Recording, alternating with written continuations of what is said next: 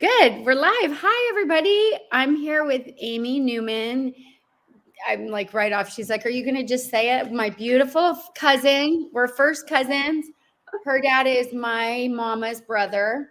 And she's always lived on the East Coast, and I grew up in the West Coast, but we have this um, great connection. And I'm bringing her on because she's the queen of connections and relationships, and has created an incredible business with one of her besties, a lot like Dr. Karen and myself, called Connection Lab.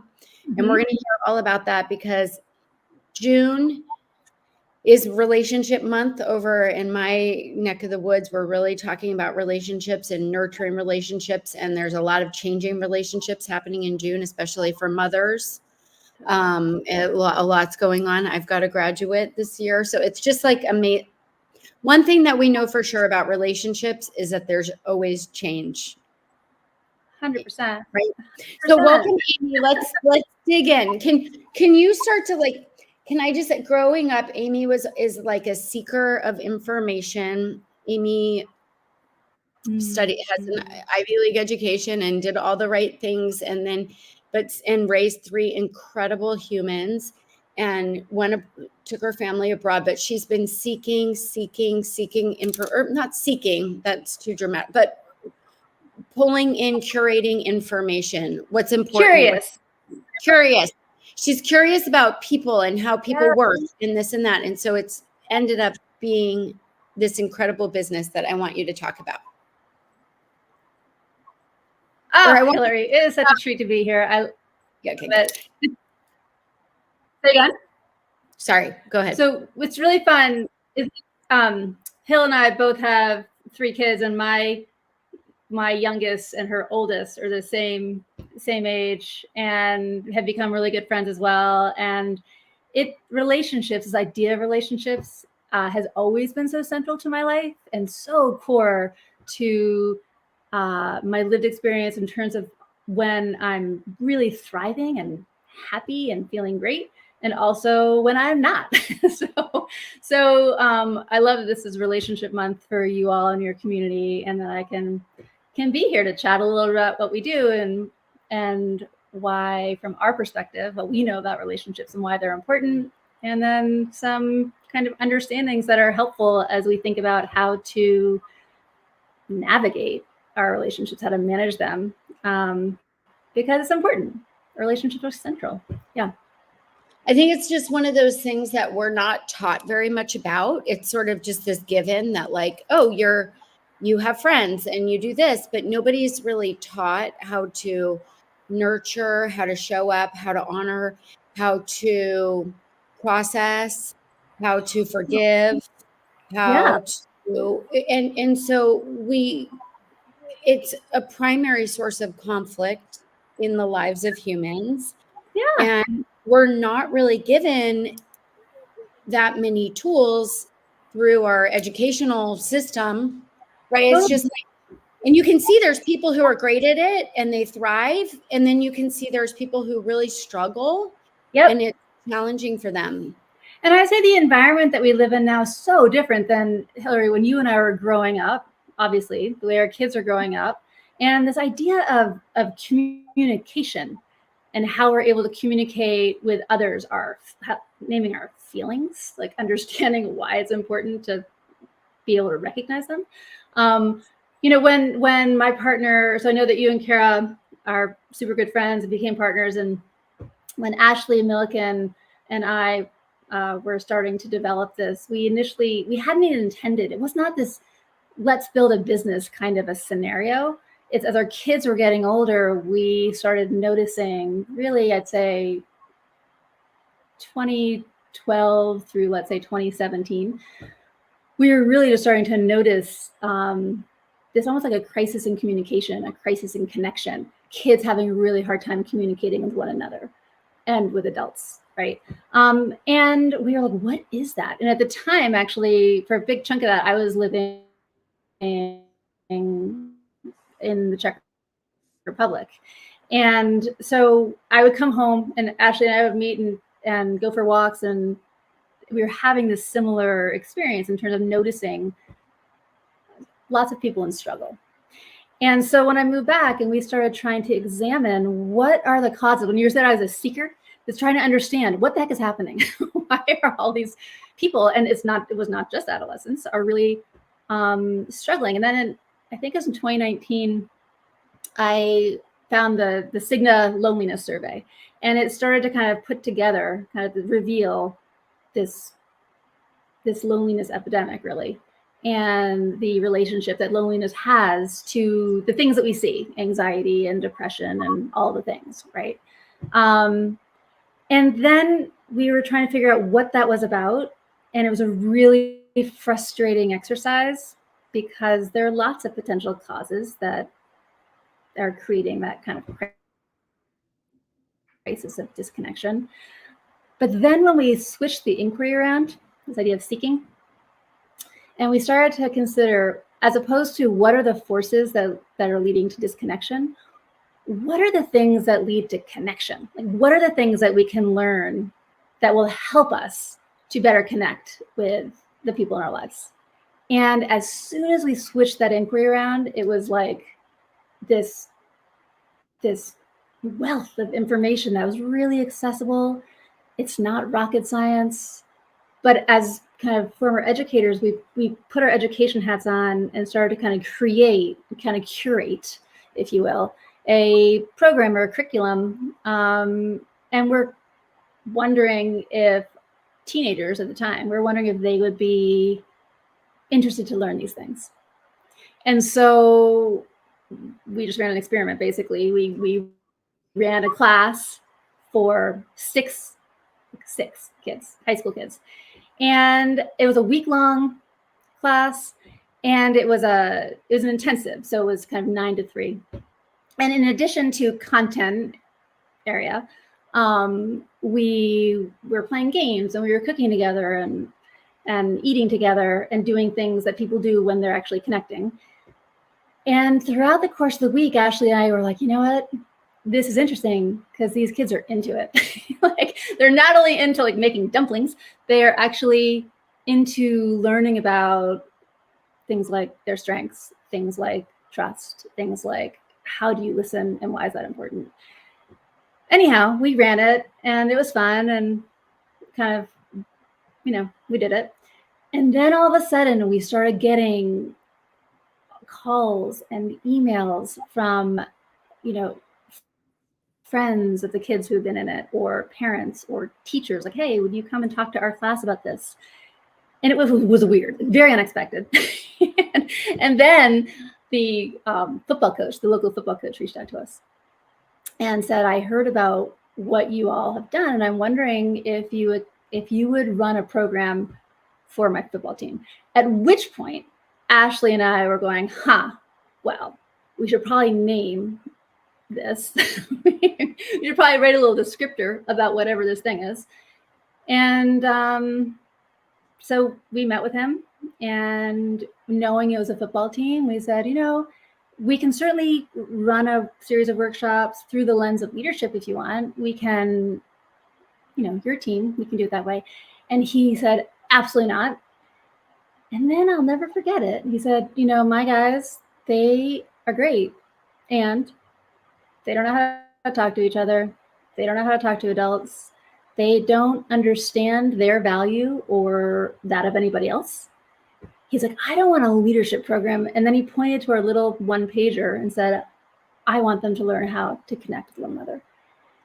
And that was kind of the beginning. That was all of a sudden, here we are, designing these learning experiences for a football team and their 8 coaches.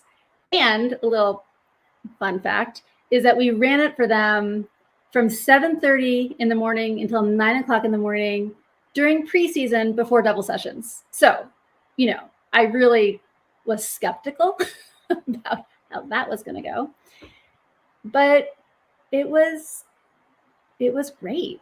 And for me, one of the most meaningful things that came out of that was a few weeks later. We live in this little town. There's a little general store. And one of the kids ran into Ashley and said, hey, are you Amy or Ashley? And she said, I'm Ashley. And he said, I just want to thank you because you helped our team go from here to here. And I share that just because, again, we're not the research experts in why strengths are important, or the research that demonstrates how effective listening helps people come closer. But we are pretty good at creating experiences where people can access the information and learn about themselves and learn from one another. Sorry, that was a lot of words. My kids are always saying, "Mom, 30%, 30%, dial it down." Oh my God, no, I love it. No, and I did Connection 101, which was your course, your intro course. And I learned, it was like a great learning. So we're talking about being a human on the planet. We don't always know what are our strengths. And I know in the corporate world, they do some of this like personality testing and Braxton Hicks. No, I'm saying Braxton Hicks. Those are contractions when you're pregnant. Myers-Briggs. Myers-Briggs. I'm like, my sister-in-law is about to have a baby. I'm thinking Braxton Hicks. Okay, so Myers-Briggs. But like, you know, in the world of if you're doing more education, or it's fascinating. Like I studied naturopathic medicine. I've always had patients. I've never done that kind of work before, really understanding my strengths. And I see it show up in work. Like I can see what my strengths are. I can see what my weaknesses are, or what I'm less strong at. Right. Like, so, but Good. it's, I love how you just reframed that. Well done. it's the finding work or finding connection and getting to do what you're great at, understanding where you can rise to. And like that would be so helpful in learning to adult, or just being a human on the planet. And like we have to relearn these things, or family. It's even when you are a mom and all of a sudden you're given these creatures to take care of, and you don't really know that much about relating. And I studied psychology and medicine, right? So it was a really fascinating lens in which to look at being a human and how to connect to other humans. No, thank you. I so agree with that. Obviously, it's because it's foundational to what we do, this idea of strengths and understanding what they are. And you mentioned how there are lots of different frames and vehicles to understand this. And the ones that we shared with you and the ones that we work with are out of the VIA Institute in Ohio. And it's the VIA character strengths, basically. And it's based on the work, I know you mentioned that you get your undergraduate degree in psychology, right? Yeah. Yeah. So you will know, throughout the history, or for the beginning of psychology, the whole field was largely dedicated to figuring out what's pathology. Wrong. Yeah. And then how to fix it. And then it was Martin Seligman, who was a research psychologist at the University of Pennsylvania. And in 1998, when he was the president of the American Psychological Association, his work he'd always been wondering, like, what if we kind of reverse the inquiry? What if instead of really focusing on what's wrong with us, what would happen if we started to really focus on what's right? And that led him down this path, and his colleagues, of trying to understand what are the individual elements that help to explain what's right about us. And so they uncovered these, they call them character strengths, the 24 character strengths that are essentially recognized, valued, celebrated around the world, across cultures, throughout human history. They include things like honesty, perseverance, hope, humor, love. I mean, there are 24 of them. Fairness, creativity, curiosity, all of these things, right? So what's really interesting is that they're words that people understand, right? It's not what for some can feel obscure initially of a profile, and you're trying to understand what a certain profile is. It's, I'm high in hope, and I'm high in humor, and I'm high in love, and I'm high in perseverance. And understanding these things actually helps us thrive. There's this idea of what's called flourishing, human flourishing. It's also Martin Seligman. He did a lot of work on this. He wrote a book called Flourish. And the idea of human flourishing, there are 5 elements that he uncovered. It's positive emotions, when you have them more often than not, when you're engaged in something, the idea of losing all track of time because you're so into what you're doing, positive relationships, having meaning in your life, and this idea of accomplishments, like working on really specific, it doesn't have to be big accomplishments, just like having very specific goals and working towards them. So those are the 5 main pieces. And so that altogether, when you experience those things more often than not, you're flourishing. The bananas thing is that, and this stat is pre-COVID, supposedly only 18% of adult Americans flourish. Like, that is like so stunning to me. So sad. Yeah. And here's also what's so cool though, is that people who know their strengths, like know them and use them or deliberate about it, are 18 times more likely to flourish. Wow. So actually learning about your strengths and paying attention to how you use them, and then also understanding them well enough so that you can leverage them when you need to. We were laughing earlier. I had this crazy dental appointment earlier this week, and there are few things I hate more than sharp instruments in my mouth. So going into that, I was like, okay, Amy, you're going to be leveraging bravery and hope and perspective, but actually knowing the strengths and naming them and saying them out loud. In fact, I often write them down, is super helpful. And it helped me get into that. Not only go through the appointment without freaking out, but also ahead of it. So I could still run the workshop that I had leading up to it, all that kind of stuff. So anyhow, that's why strengths are important. I mean, so Amy was saying that her youngest and my oldest, they go to school together in Boston. And then I have one graduating this year. And it's really interesting because I was just Friday night with this group of kids, these boys that my son has grown with, and I've known them since 6th grade when we moved here, and watching them and their heart, their emotionality, their connectivity, how they're trying to make sense of these changes in the world, and then the framework in which they're being asked to make choices, like they're being asked to choose what they're going to study, right? Like now they have to pick a major for a lot of the schools, and then they're being asked and it's all sort of, instead of a process of being a human and unfolding and growing and learning about you and what you might be good at, it's kind of like, what do you want to be when you grow up, and just go after it without a lot of context for some of these kids. They didn't learn.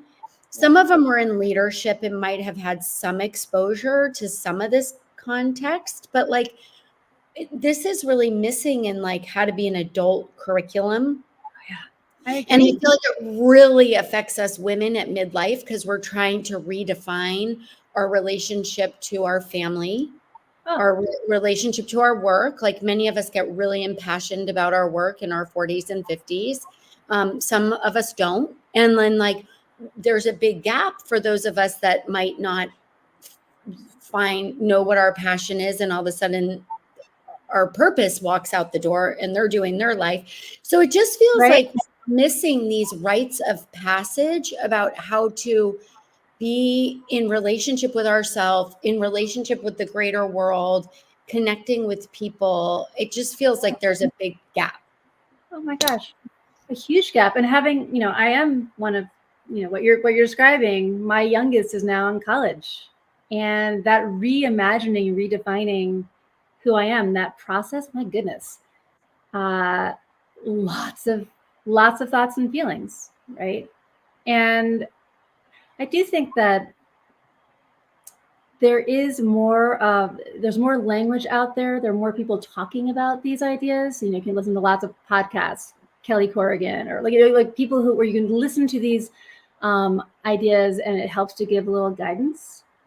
But being able to, so you don't, for me, having language and concepts to hold on to help guide me has been enormously helpful as I'm navigating this time and managing the emotions and relationships that are changing.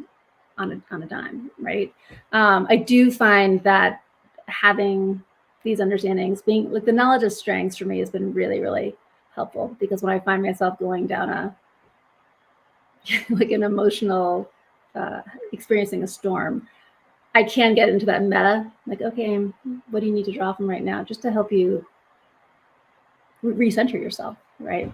One of the strengths actually is perspective. Woof, I try to draw on that one a lot. But again, just having the knowledge to be able to talk to people about it is also really helpful. Like, Yeah. these strategies, like, what are you doing? Like, how is that working out for you? Is really, and learning together, it's just helpful. At least I feel. Well, after Connection 101, which was really cool, the way that you ran your workshop, we were with people all over the country, I think mostly in the US. And everybody had different jobs. They were there for different reasons. So it was this really cool, kind of felt like this think tank in a way. But I was in this crossroads between trying to create my own medical practice or stay with the current practice. And it really helped me make, and decision making has not been one of my strengths. But it was very clear, like I could see, oh, I'm actually, this is a really good job for me. And then in my role of the work that I did with Kara, it makes it easy to differentiate. Okay, she's more analytical and she's more kind of detailed oriented. I'm more outspoken. I like being in front of a crowd. I love a lot of, and so when you're playing into your strengths, especially in any collaborative relationship, it's less about like what I don't have, because in my psychology has always been like, I'm not good enough at this. I'm not good at this. I need to get better at this. I need to get better at this. Instead of just acknowledging like, whoa, I'm like really good at these things. Like, and this comes easy and it's not even hard. And I didn't even recognize it as an asset. Like, clearly it's helping me in my life. So it really helped seeing it on paper and being like, oh, well, one, no wonder why I chose my profession. Two, no wonder why things got really clear. Yeah. And I was able to like move and create change, which was really cool. I so appreciate that. Thanks, Hillary. We've heard from people before, sometimes when they're in a career transition, that they've been able to use the information to help them navigate where they want to go. We've had some really interesting specific testimonials of people saying, oh, because of this, I was actually able to talk to my manager about how I'd like to shift, how we redefine part of my job, or I now have the language around it. And that's great. I find that it's funny, when we did the strengths, where we had all of our kids, all of Scott, my husband, and I, and the kids have all taken it. It is so much fun to do, actually, to see where things overlap and to start those conversations, like in terms of relationships, right? That's been enormously helpful. I do love the work.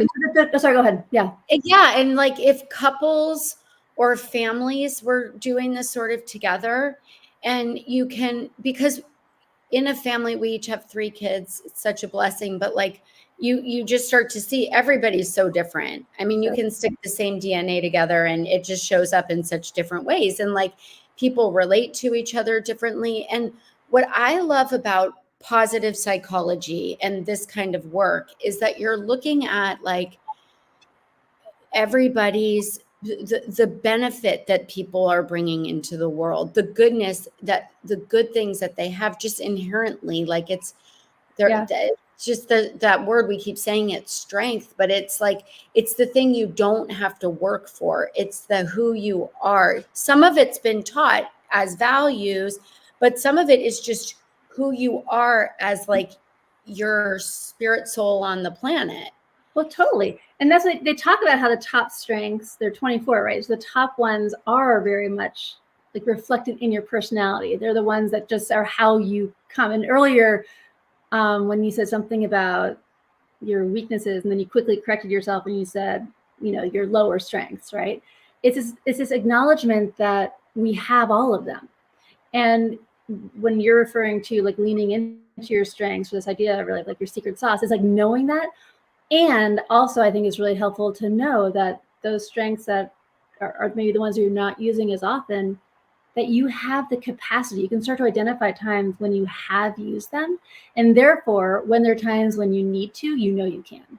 And there's something super empowering about that, and being able to be intentional about it.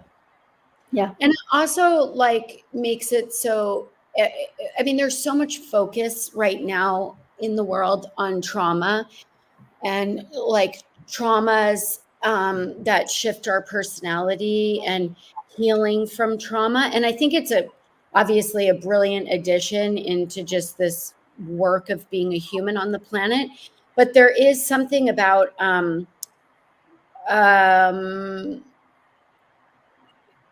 when you're looking at strengths, you're seeing how kind of the different things that have happened to you in your life have asked you to grow in different ways. So some of them you show up with as personalities, and some of them are learned from the things that you've been exposed to or moved through, whether it's a trauma or a triumph.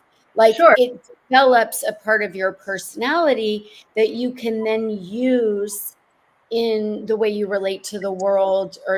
And what I love about it is it can kind of make it so sometimes trauma work can feel so hard, like this happened to me and I have to recover from it, instead of like, this is what I got from that, Yep. and this is who I am and what I can flex into and use as a superpower.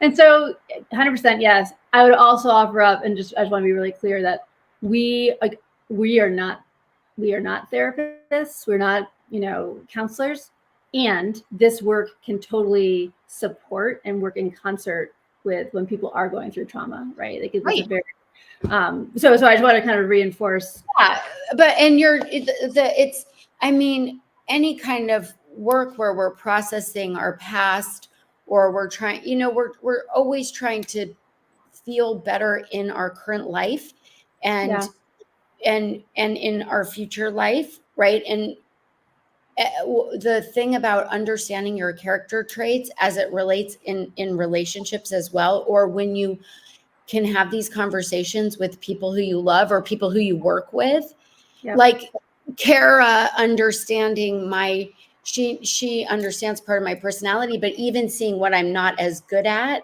can like take away some of the frustration. Because as humans, we get frustrated when we're good at something. And as moms all the time, I just like sometimes with my kids, it's like, keep up. Like, how can you not know this? Like, I know that, and it's like, whoa, hell, that's not what they're good at. Like they have a whole different operating system and strength. So you can just look at it like, oh, and we don't have to have shame or guilt around it. It just sort of is. And then we get to develop something. Like, I like how it takes the charge out of it, that we're not good enough or something.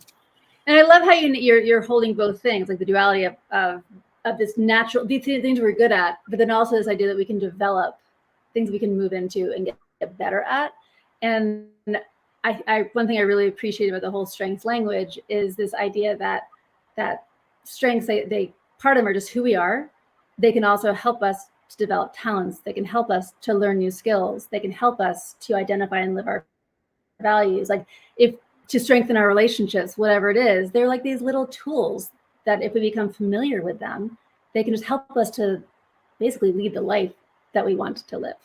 So the strength piece, it's so central to, I think, relationship with self and others. And I think it's interesting. It's like endlessly fascinating. And it's funny because whenever I meet somebody, or often I meet somebody, and I'm always like, this strength must be really high on their list because they are so optimistic, or they're so full of energy, or whatever it is. And it's just fun to see that. So you're immediately oriented towards their secret sauce, which is fun. Nice way to go through the world. It's such a nice way to go through the world. And it's so awesome that that the research is following along. That's the field of psychology has shifted, all this positive psychology and the study of happiness. And it's it's just, I love the yes and how can we learn more and keep making our experience better on the planet. And for many women in their 40s and 50s, I just feel like it's such an important time to dig into something like this because one, our bodies are shifting, our family structures are often changing.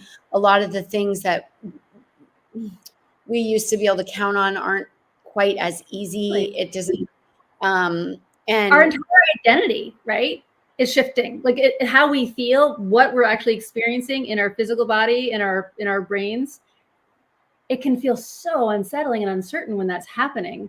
So having some understanding tools to help ground us, that's something I find helpful, is that sometimes when I start thinking about this stuff, it immediately brings me into that thinking place. So I'm not feeling things so deeply. And I am definitely an advocate for feeling. Like, it's important to move through feelings. And when it's not serving me in a moment, it's really helpful for me to help understand them. And it definitely does that, which is so nice. Which is nice. Okay, so Amy and Ashley are going to be teaching a workshop to my community. And if you want to get in on it, just DM or message me or however it works here. And we'll send you an invite. That's coming later in this month of June. And then she has tons more information on what's your website, honey? How do people find more? Connection-labs.com. Great. And we'll have it here listed here. But awesome. It's just fun work. And if you listen to this and thought, oh, that would be great, follow the thread. It's really fun to explore and learn more and get more. Oh, yeah, great. Evelyn's popping everything up. Yay, good. Thank you. And Amy, Evelyn. I love you. And thank you for being here and sharing incredible work in the world. And by the way, Amy and Ashley are doing really exciting things working with professors at Stanford that are interested in life design and there's just so many great things happening on the planet, and being a human right now is such an exciting thing. And there are a lot of really hard things in the world as well. So I just really encourage you, if this excites you, like, do something positive. The more positive things we each do in our own field, in our own work, in our own families, in our own communities, like, it is the butterfly effect, right? Yeah. Just contributing to the fabric of making things better. It's fun to be on that side of things. Yeah. Good to be here. Thank you so, so much, Hillary. And love you. Bye.